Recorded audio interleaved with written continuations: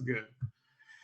Okay, welcome everybody. I am super excited today to introduce everybody to Kurt and Elizabeth.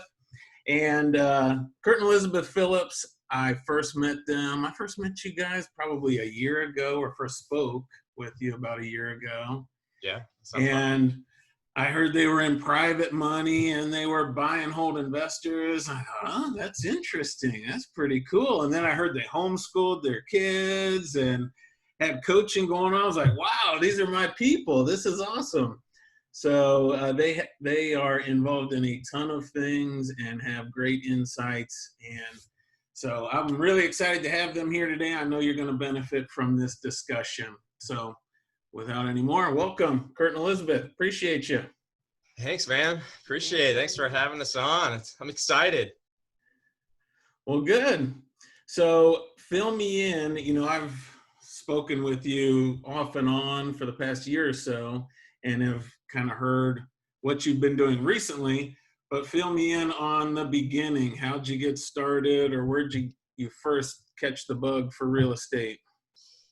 Yeah, so Elizabeth and I, my wife, we're kind of a team investors. We do this together, and that's been a real blessing and a real benefit. But also that comes along with challenges too when you're building a business as a couple. But we started off together as well building this. I think we'd been married a couple of years, and we didn't give it a ton of thought or planning. Our pastor, I was actually a youth pastor at the time, and our pastor had said, one of the things that my wife and I did is we bought a rental property, a duplex, and we lived in it and rented out one side, and that really helped supplement our income. And we heard this and we thought, well, that seems like a pretty good idea. And I was training for a marathon at the time. I'm a runner, and so I had watched this 100-year-old duplex for about 6 months stand there vacant, going in and out of contract. And every time I'd run past, I'd look. And so I read Robert Kiyosaki's Rich Dad, Poor Dad. My employer had that. And didn't tell me about this book, by the way. I didn't discover this book for like 10 years. On the down low. It was like 10 years later before I discovered this. And I'm like, where's this been all my life? And she's like, oh yeah, that was so 10 years ago.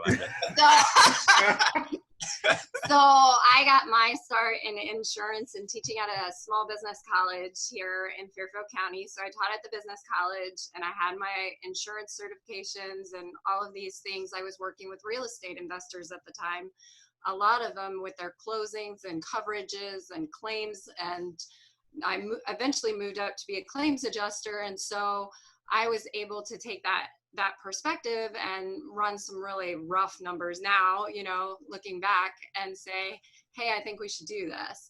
And so I'll let him tell some of the rest of the story because it's a fun one. Yeah, that's pretty much it. I mean, it was funny because she ran the numbers on it, and she ran the numbers on it. She's the one that did everything. And she's like, I think we should do this, but we didn't have the down payment. Well, I had a 1971 Nova with a 350 in it. Nice. Yeah, I got it when I was 19. No business having a car like that at 19. But anyway, it seemed like such a good idea to me to buy this duplex that I sold that car for the down payment. I didn't ask him to do that. Yeah, she didn't push me. Didn't ask. Serious dedication. Yeah, I don't know why I did. I mean, looking back on it, it's like, it's amazing that I made that choice, but I'm glad I did. Because we sold that car. We ended up, she was out running and found a duplex, spotted one and said, hey, I think I found one. One side was trashed and empty, and the other side had a tenant in it.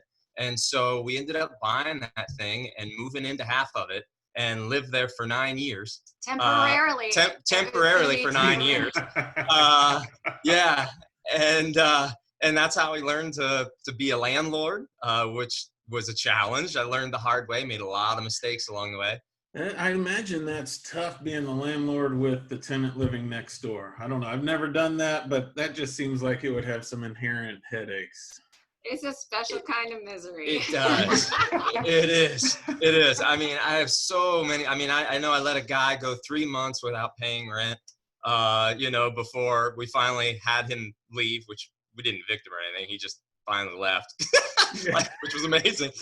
Otherwise, you might still be there. Yeah, right? And but it was a blessing. We had missionaries come in and stay in between tenants, and we were able to have a 3-bedroom. So we had 3 children while we were still living there. So we were able to raise our family. And we always knew that if we wanted to go to the mission field, we could, because we could rent it out, while we were gone. So we had a lot of flexibility. Even during the 08, 09, we were still in our little duplex, trugging along, and all of our friends were losing their homes. And we had no idea what was going on. We didn't know what was going on. No idea. Wow. We had felt really, I specifically had felt really a lot of pressure, and people say, "Oh, are you still living in that duplex?" right before the crash. And they would just roll their eyes kind of at me, that we lived in a duplex. What's wrong with you? Do you really own it? Meanwhile, our tenant was covering the mortgage and eventually the tax and the insurance too. So we were able to make a lot of financial decisions that some of our peers were not able to make those same choices. And he was a youth pastor, and I came home from the corporate world to be with our children. And so I was able to have that as an option because we had no housing costs, basically. Yeah. So it gave us a lot of options early on that we would never dreamed of having, really. But we still didn't see it as a viable option. Is it with people, or you feeling like you had pressure from outsiders that you should move? Was that just because it was a double and they didn't understand why you'd live in that, or was it investing in real estate? They had no idea the benefits or what your motivation was? Or... Yeah, I think it was both, but more so that we were not moving. Weren't quote unquote moving forward in our lives is what it looked like. We were raising our families. We raised 3 kids in that home. We drove an old beat up vehicle, and that was by design. That was on purpose, because we didn't want to sink a lot of money into a vehicle. And we lived in that duplex. And honestly, we lived there for almost 9 years. It was even at year 6 and 7, we were starting to build up a nest egg, and we're like, man, we just want to leave because this was a great deal that we had going on. We had no expenses, and we weren't acquiring any debt at all. We had paid off all our college loans. And so, that it was hard to leave that. And that was where the critique was happening from those around us, is they're building houses, they're doing all these things, and we just weren't doing any of that. Yeah. Well, I think that right there, if anybody ever wonders, is house hacking a good way to get started or a good idea? I mean, your story right there alone should be yes. It's a great way to get in. It's a great way to pay off debt and cover your housing expenses. I mean, that's amazing. Well, and we did eventually buy a single family home. We live in a little log home in the woods, where now we have 6 children, and they can be able to play and be outdoors. And that was what we wanted. But it took us a long time before we found a single family dwelling, to purchase. And that really, I think, made a big difference for us, that we had waited so long. We knew what we wanted and what would serve our family. Now, it's still not huge. It's 1,400 square feet for 8 people. So it's not a sprawling, estate or anything, but it did help us to have those years in the duplex to know what we wanted. Yeah. So was there ever, was there self-doubt in there, or what did it feel like for you guys when you hear the criticism from others or feel that pressure? Was there that internal self-doubt? Are we doing the right thing? Will this work out? Or were you? I think we even tried to sell. Yeah, twice. It went in and out of contract twice. We tried to get out of that thing. I mean, literally, I can remember at one point, this was pretty later on, we had a couple living there, and they had a dog. And we didn't mind, but the dog barked, and it would drive us crazy because you hear it through the walls.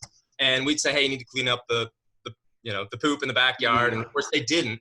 And it was Christmas Day. I don't know why I remember that. I never told you. It was Christmas Day. And like I said, this is near the end of our stay at this duplex. It was Christmas Day, and I wanted to take the kids outside to play in the snow because it just snowed. Well, there was dog poop all over the place. Now, I'd been watching it accumulate, but I didn't do anything about it. And so instead of confronting the tenant, I went and got a shovel and I cleaned it all up. And literally the whole time I'm just, rickin'. I mean, I'm just angry the whole time. And I'm telling myself, never again I'm selling this thing. I don't ever want to, and so it's funny the things that you say and then what you end up doing. Well, God has a sense of humor. God in his providence and has a sense of humor that we did try and sell it twice, couldn't sell it. We rented it out. We knew we could rent it out, but we couldn't sell it for just random weird reasons. It wasn't even anything. And so we resolved all the issues. Oh yeah, it wasn't anything. Any issue that the buyer had, we resolved. And we kept it. Yeah, we kept it, and they still wouldn't buy it. So we bought 2 more. Yeah, so we said, well, if you can't beat them, join them. So we bought. That was it. We said, heck with it. So we bought 2 more side-by-side duplexes, and one of them was ranch style with garages in the middle. We had driven past it for 10 years, and I always said to Kurt, "Hey, if that one comes up, I want it." It was on the way to his grandparents' house or whatever. And it's single floor plan for aging parents, that kind of stuff. I said, I want that duplex. And God heard me, and we got into contract. And then there were problems. And the owner would not repair the back embankment. And it was $15,000. So we know that's a deal breaker for us. And we let the contract expire. 7 times that year, that duplex went in and out of contract, and the seller finally fixed the back embankment. We bought it for $10,000, less a year later. And the residents literally cried when they saw that it was us. They were so happy that we were the ones that had finally bought it. And full circle, it's been a blessing to have that duplex. So that was one of the ones that we bought, and then we bought another side-by-side in the historic district, right on the edge of the historic district, because we couldn't sell the one we had, so we bought 2 more. That's cool. That's awesome. I think it's a good reminder too, knowing those tenants when you bought the property were so happy. So often as investors, we tend to talk about the numbers, and we don't talk enough about the real people and the impact that it has. We provide this great service, and people's housing is a huge part of their life, so it is a great way to serve others, definitely. So how were you financing the early deals, or how were you able to get into those deals? Conventionally. I ended up stepping down as a youth pastor, and I got on part-time at UPS while I was a youth pastor, supplementary income. UPS ended up hiring full-time, so I became a driver. I could tell you I didn't pray about it. I didn't think about it. I stepped down from youth ministry purely for the money. Like, UPS paid well, and I thought, well, we're broke, and I need the money. So got on at UPS and worked there for 12 years, mostly as a driver. And it was a good income. Never pictured doing that, slinging boxes for a living, gently setting them on everybody's board. Especially good catch. But yeah, and so we walked in at that point with a good income, and the bank said, "Yes, Mr. and Mrs. Phillips, we come on in, sit down. Can we rub your feet? Can we get you some grapes? Perhaps something to drink? How much money would you like?" And it was so easy. We just walked in. They financed all these deals early on for us. So we had the down payment. We had the down payment. We had a good, secure job. They were thrilled with us. So that's how we did it. Nothing more than that. We had no idea about creative financing, private money. Didn't have a clue. Didn't even know what that was. So wow, that's awesome. Yeah. So do you want to tell the next part of the story? Because you set it up to a T there. Like, that obviously didn't continue. Let's just say that. That hasn't been how you built your portfolio? That ended at some point? No. I thought that might be segueing into that. Do you want me to go into that now, or do you have another direction you want to go? No, sure. Go for it. Yeah. So as I was working at UPS, our whole goal was to have some semblance of freedom. Like, we wanted to be masters of our time. And that was really the goal. I was sick of leaving and being gone till, it's between 7 or 8 o'clock at night when I would average getting home. And I understand there's a lot of people that work a lot of late hours, and some love what they do. And it's not that I hated what I did. I really didn't mind it. But for me, it was kind of like wearing somebody else's shoes. It just didn't fit me. It didn't fit what I wanted in my life and what we wanted as a family. And so we realized that we needed to do something different. Because if I kept doing what we were doing, just sitting on those rentals that we had, working at UPS, I was going to retire from there. And that's not what we wanted. And so we ended up not really building our portfolio fast. We actually started a different business that was more of the financial coaching, financial consulting and coaching. And that business started doing well. And we found that we could live on we got down to like 40%. It was of what I made. 40, 45%. So I had been doing financial coaching on the side with my insurance reviews for a number of years, just through church and just as a community service kind of thing. And so we had an opportunity to work with a larger company as independent contractors and kind of put those skills to use.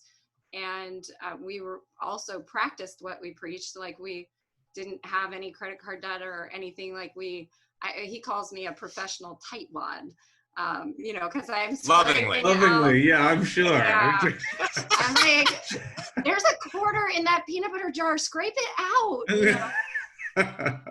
So, we had run a few practice runs, of how can we do this. So it was between 45-ish% of our income that we knew we could live on and still be fine. That's awesome. While he was still at UPS, and we had 6 rentals.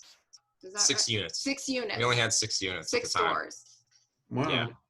Yeah. So yeah, we built that business, the financial coaching and consulting, and ended up it was doing well.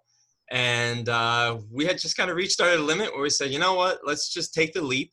And now we had a mentor, fortunately, I should back up. Along this whole journey, we've had mentors. I'm very willing to hire coaches, because we've not done anything by ourselves alone. I mean, we've had a lot of help along the way and a lot of guidance from people that were further along in the process. And I really attribute any success that we've had to being very open and willing to seek out counsel from other people and to implement that into our lives. And we had great family support, all the way around. We have a great community and network, and we're so grateful for our family's help through all of this. So when I was even wondering about making the switch, one of my mentors at the time literally just nailed me to the wall and said, listen, what are you waiting for? He said, your family's not going to starve. I know you well enough to know that you're going to make it work, and you're still going to make sure your kids have food on the table. And he was right, because I was really just kind of messing with this thing and toying with it. And every year I'd say, no, not yet. No, not yet. And we had plenty in savings. I mean, we encourage that. Make sure you have an emergency fund if the bottom does fall out, because it can. Bad things can wait to happen until after you leave your job, which happened to us. But he said, just do it. You're going to figure it out along the way. And I don't necessarily give that advice to everybody. We don't recommend this. Don't do this at home. This person knew me very, very well. And he had been mentoring me for years. And so this had been building. And when he said that gave that in my mind, I made the switch and said, okay, we're going to do this. So we did. We put in our notice, and I left UPS, and that was in November of 2016. And I was pregnant. And she was pregnant, but we've not had to go back and get another job since then. That was it. That's awesome. Yeah. That's huge. So, I think for so many people, it's just that step of the leap of faith, knowing that, I don't know whether that's a matter of determination that they're going to figure it out or what that is, but do you coach people to make that leap, or certain preparations and then take the leap? What do you recommend for other people? Because so many people really want that, and see that as a huge obstacle of leaving their 9 to 5. Yeah, it was extraordinarily challenging. I mean, I don't ever sugarcoat it. After we left, when I say that sometimes bad things can happen, they did. When we left, that business that we were really proud of, Yes. completely crumbled. It was a commission based, and they cut our commissions by 80% the next month. Holy mackerel! Next The month. next month? And we had no idea it was happening. No idea. It And was testing your commitment from the start. oh, it was that the Christmas we had a new roof on the duplex and both vehicles? Possibly. I blocked that out. I think so. Yeah. I think it was both vehicles. We had to roll them down the hill to our mechanic neighbor. Yeah. I mean, just Oh, crazy wow. stuff. And so, yeah, I mean, I won't lie. There were times in there that I would get online after she went to bed because I didn't want to discourage her. I would get online and I would look at different job opportunities and see who was hiring and even think, okay, was leaving UPS the dumbest thing I've ever done in my life? Like, it's just so dumb. And so there were a lot of challenges, but that's when we made the switch to actually treat our real estate like a business and to really build it. Was at that time when we realized we knew how to do it. We knew how to, we'd figured out how to run numbers on the deals. We had figured out how to place tenants and things like that, but we never really treated it like a business. And so that would be, as far as somebody that's, wanting to make the leap, I wouldn't necessarily say do what we did. It was just that worked for us because we had been in preparation for that for years. I mean, we had mentally, financially been preparing for that for maybe 10 years.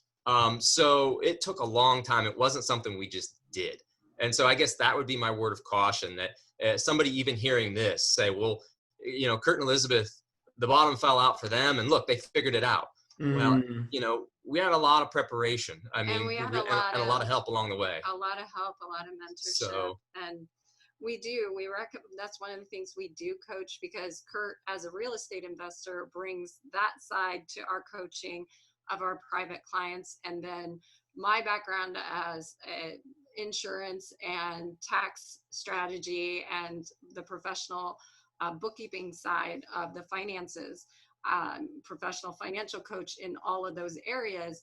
Between those two, that's what we do is map out and accelerate for our clients to be able to have options. Some of them want to leave, some of them have left, and some of them are in the process of mapping that out in different stages of their particular journey. But being able to have honest numbers, tracking is the key to get you where you want to be. I always say that little rhyme, but it really is true, both on the personal and business side. There has to be effective tracking to be able to have numbers that are honest. Kurt always says, numbers don't lie. Numbers never lie. You got to know where every penny is doing at all times. And it should be working. It should be working for you and not against you. And there has to be unity in the household. And this is something we had to work on and we still continue to work on, is being on the same page, because we obviously bring different money views to the table. And that's something we work with our clients on, is both spouses or all, adults in the household, even adult children or aging parents, everybody has to be on the same page towards a common vision for this to be able to take place. And we involved our children at age appropriate ways to be involved in, this is what we are doing as a family. This is a family step, because we needed our children to be on board with that. And a lot of people say, well, how can I do this? I have X number of children. Most of the time we have more children than that, we get with 6 or whatever, but everybody has a different obstacle. But instead of looking at children or family as a liability, we teach our clients to look at them as your greatest asset. That is your team.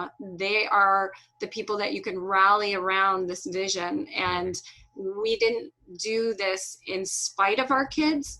We did it with our children. And in a lot of ways, because of them, they are a very integral part of our business. That's huge. I mean, because that's got to be the motivation, and your purpose is providing and creating a lifestyle. And I know it's huge too to have that outside perspective looking in, because it is such an emotional thing when you're in that process. Just having the outside perspective of somebody to show insights into it, I mean, that would have helped me exponentially, because, you know, when my job ended, I didn't just suddenly had no income and had to figure it out. And it was just pure determination, you know, to figure out how to make that work. And people, when they hear my story, a lot of times they say, that's awesome. That's what I want to do. And I think, I don't know that you do. It wasn't that enjoyable along the way. Right? You know? I don't know that I want to do it again. Like, that's right. Yeah.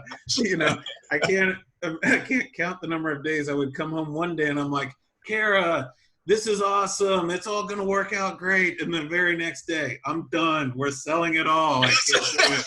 You know, she endured that, you know, that roller coaster ride, but I'm not sure everybody wants to. So totally. Huge benefit just to have somebody from the outside, because it would have changed everything for me if I had somebody who said, just look at the numbers. It's working. You're growing. You're on pace to get there, you know, because for me in the trenches, it changed every day depending on whether it was a headache day or a blessing day. Totally. I think too many people discount coaching almost as if like that's a last resort, or if I can't figure it out on my own, then I'll do that.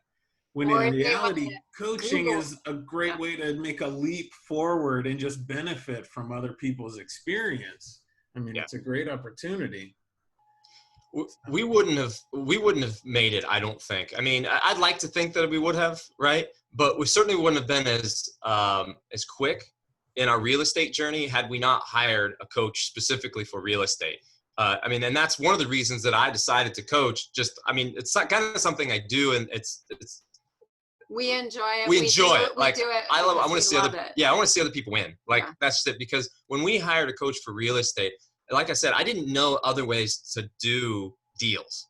I didn't know. I mean, I was plugged in. I didn't know there were real estate meetups early on, and then I found that out. So then I went to every single real estate meetup I could find. You know, we invested in courses, and we were trying to put this all together. But what our coach did is helped us to put together some of these deals. I mean, there were some deals that we were presented with, and I didn't know what to do with them. Yeah. I just didn't. I mean, just cognitively, I couldn't figure out what to do because I only had so much money, and it was running out quickly. And yet I have this deal. Yet I'm not making enough cash flow to supplement what I need. Yeah. So it was like this. You know exactly what I'm talking about, because you went through the exact same thing. It's this crazy puzzle, jigsaw puzzle that you're trying to put together all at the same time. Like, you can't just stop and put one piece in. You're putting 4 or 5 in at the same time, and then stepping back and saying, whew, well, that doesn't look so good. You know, it's like, I'm trying to figure it out. Try it again. Yeah. Well, because in that time period, so Kurt left in 2016. I had our 6th baby that spring after he had left. And that year we decided to really hit our real estate, and we did 17 turns or acquisitions in 15 months with a newborn. And which is a lot for us. Homeschooling the other children. Yeah. So 17 turns or acquisitions, or I think there was a wholesale, a couple master lead. I mean, just all sorts of stuff mixed in 15 months time. That's awesome. And we slowed down to, you know, stabilize and re-up everything. What do you call it? I wouldn't say slow down. I say it's harder to find the deals. It's just challenge. It's just more challenging. It's just a new, of course, that's, I think, about to change. But, you know, we went on a stretch there where deals were a little harder to come by. Not that they weren't there. You just had to work a little harder for them. So fewer and farther between. But yeah. So that did slow down a little bit. But so 17 and 15 months. I mean, that's pretty awesome. There's not too many investors who do that much in period, much less right out of the gate, you know, when you're first starting full time. So what would you say were some kind of keys to that? You know, I really like scalability, and that's what I always wrestle with, is how can you grow fast? How can you really expand your holdings? So what were some keys for you guys in scaling your business? Yeah, go ahead. I was going to say, really thinking in terms of systems and taking and translating what we had done in the financial world and translating it into real estate. And also having a tax and insurance strategy. That was huge. That accelerated us very quickly when we switched our insurance to a group that would, company that would work with our type of real estate investing. That accelerated it, having a good tax strategy, a relationship with CPA, all of those things. But also one of the big components for my part of the business, and Kurt will have his part, but was definitely the marketing portion. I took a master's level course and worked with online technology, different ways of marketing, and being able to set up our business for automation. And so there are some things that we automated and some things we did old school, but we knew we had to know what we were doing before we automated it. So we didn't automate everything out of the gate. We learned the systems and each step in that system before we automated it. So we do have a mobile business. We can go to Florida or wherever and run our business completely remotely. And it's actually served us very well in this season of being under stay-at-home orders. So we really haven't had to change anything because we were already doing innovative online type of lease signings, showings, marketing, all of that had already been done and automated because I wanted to be home with my kids. I didn't want to be at the office every day. So that helped us to go fast, that commitment, and also building a really strong team. But I'll let Kurt talk about his side of what made us go fast. Yeah. I mean, it was discovering private money as far as the acquisition side. I mean, we were able to go fast because we partnered with private money lenders, learned the skill of running numbers, as far as numbers that will work with a private loan, and then going back and refinancing that out and making sure that all of that worked out, which has a couple more moving parts than obviously just purchasing conventionally. That's pretty simple. You just put in the rate and put in, and off you go. But it takes a little bit more with a private money loan if you plan on, paying them back in a 12 months or whatever span. But that was as far as acquisitions, that was big for us, and systematizing that even. That I know I have a step-by-step. We use Trello a ton, and I have a step-by-step on. So as soon as we go into contract, I just go to step one on my Trello board, and I walk that whole thing out for executing a private money loan to fund the deal.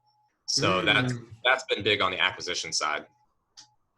So with your private money deals, are you able to do those deals? Are you doing like a BRRR strategy where you're buying it with short-term private money and refinancing it later? Is that the? Yeah, exactly. It's 12-month loans is what we do. So short-term, but not too short. Gives me some time. And are you able to get all the money back out when you refinance, historically with your deals? Yeah. I mean, there's some that do and some that don't. There's some that doesn't quite play out exactly how I wanted them to. But that's okay, because even at the end of the day, when I've gone back and looked at the numbers, I have a way less money in it than if I would have put 20% down. Way less. But then there's some that we walk away with money at closing, where we're able to refinance it out and actually get money back to not just, so we fund our private money, we give him his money back, right? Our private lender, and then we put rehab money into it, and so we get that back. And then on really nice deals, we get even a payday beyond that, where we get all that money back, and then we walk away with whatever from that. That's the goal. That's awesome. But as little in it as possible. That's, at the end of the day, that's a base hit. If you can go in and you only have, for me, it's if I have just a, 3 to 5%, left in it, for example, I'm pretty happy with that. I mean, that's a pretty good deal, because I'll make that up pretty quick. I mean. Yeah.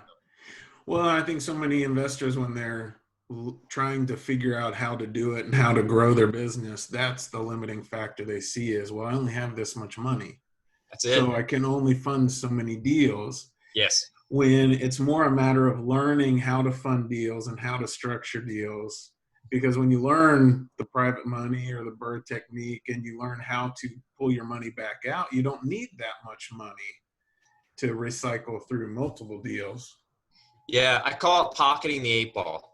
When we were really chasing down our freedom, and this is the second time, like, I said, I got out of my job, but then it was like we restarted the clock, because all of a sudden when our other company basically, bottomed out, that we went back again. And so now we were living off of savings for several months and trying to build our real estate back up to cover our expenses. And so that's what we used to talk about. I said, how do we pocket the 8 ball? Like, the 8 ball is the last ball. We put that in the pocket. That's financial freedom. That's independence. That's the 8 ball. But a good pool player, a good billiard player, he's going to hit the one. I mean, he's going to have every shot. He's going to finish that cue ball in a position to pocket the next ball and pocket the next one and pocket the next one. And so I knew there was only so much money, and that money was going down fast. Like, I was watching it burn. And so I knew I didn't have enough money to pocket the 8 ball. I knew I didn't. I mean, we would look at the finances, and she's kind of looking at me like, all right, big dog, like, what are you going to do here? No pressure. No pressure. No pressure. But her security was gone. Like, like, that's like the biggest thing for your wives, right? They need to feel secure. And her security was like, she was on thin ice right there. That's not totally accurate. I would say, I know that God is going to make this possible. We had so many things happen that in that moment that shouldn't have happened, that really were miracles. Like, we really can't say that it's anything that we did. There are certain things that came about, package deals of like 10 units that were brought to us off market. And we were able to take them down. There were things that happened where there should have been problems, and the problems dissipated. Problems with residents, or problems with properties, or things that should have been a real serious game changer that were resolved quickly and easily. And, there's just so much that happened that we can't even quantify and put a formula on. We really feel like that was the hand of God. It really was. So yes, I was sweating it, and yes, I was praying pretty hard.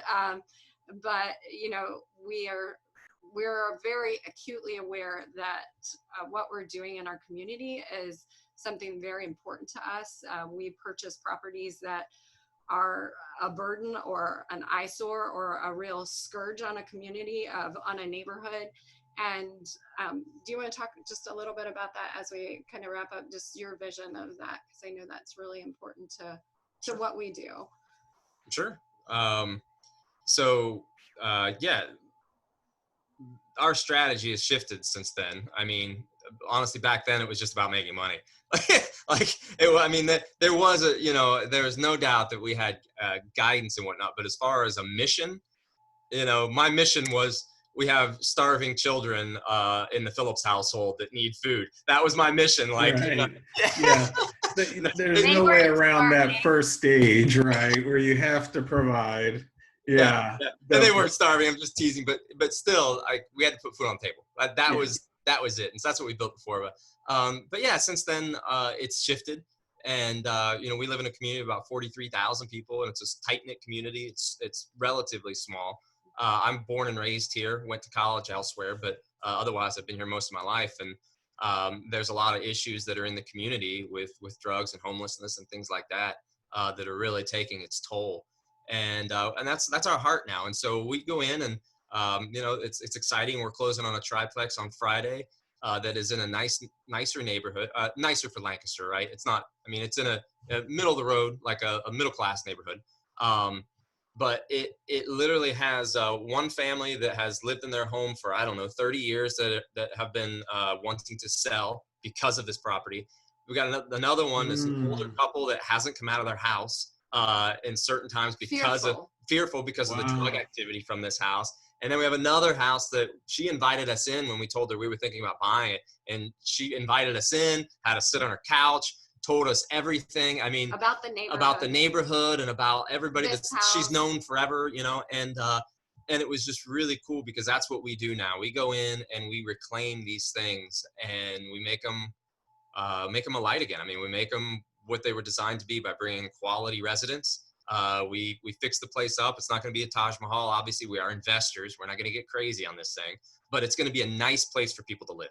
and a nice place that the neighborhood can be proud of. And that's part of our mission, of just taking back territory and not letting it just go to, maybe it is the drug dealers, or maybe there's did have squatters and drug dealers in this particular unit. And that's where we go now. Those are the properties that we get. We don't have a slum in Lancaster. There is no slum. It's not the same as some areas. No, it's a very different community. We're surrounded by farmland, so we're very blue collar, community. So that's, so people feel it in our community. They feel it because they've lived here forever. And they walk, when we drive down the road, I never saw a homeless person until I visited Seattle, Washington for the first time when I was 16 years old. Never seen a homeless person, but now here I am in my hometown, and I don't ever go out without seeing homeless people on the corner begging, ever. I mean, they're always, and so things have changed. And so we're really just trying to take back the community and help where we can. Quality housing. Help what we can. We have a heart for the homeless, but we also know that there's some accountability and responsibility there that we want to help out with. So that's awesome. I really respect that. I know so often, people who aren't involved in real estate investing at all sometimes have this negative view of a landlord or a property owner, like they're trying to take advantage of the people in the house, or and I don't think that's the case. That's obviously not the case with you and most people that I know. It's this great opportunity where we can provide good housing that improves the neighborhood. It improves the family lives of the people that live there, improves the lives of the neighbors. And that's awesome. I mean, I don't even know how you would measure that impact if right. you have houses all over your city and they're impacting the neighborhood and families all over. That's an amazing impact.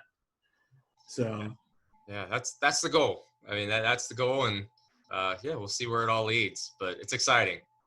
Yeah, to have a purpose and have impact. That's awesome. Yeah. So where do you see yourself going from here? Do you have goals or visions you're working towards moving forward? Oh yeah. So that's a great question. I know you and I even had a conversation about that. I know you're super goal oriented, and I love it. So yeah, for us, it's a cash flow goal. There for the longest time, it was a unit goal. But I found that I don't know if it's my personality or what, when I put a unit goal on myself, then I just focus on how many units I can get, how many properties I can buy. And if that means buying a marginal deal, it's like, I got a goal. Like, I got to hit it. Like, it's just not okay. And so Elizabeth and I sat down and we set some cash flow goals for our family, we have a goal just in big pictures wise that, even in light of everything that's going on right now, we want to be as bulletproof as we possibly can. That's the phrase that we use. We want to be bulletproof.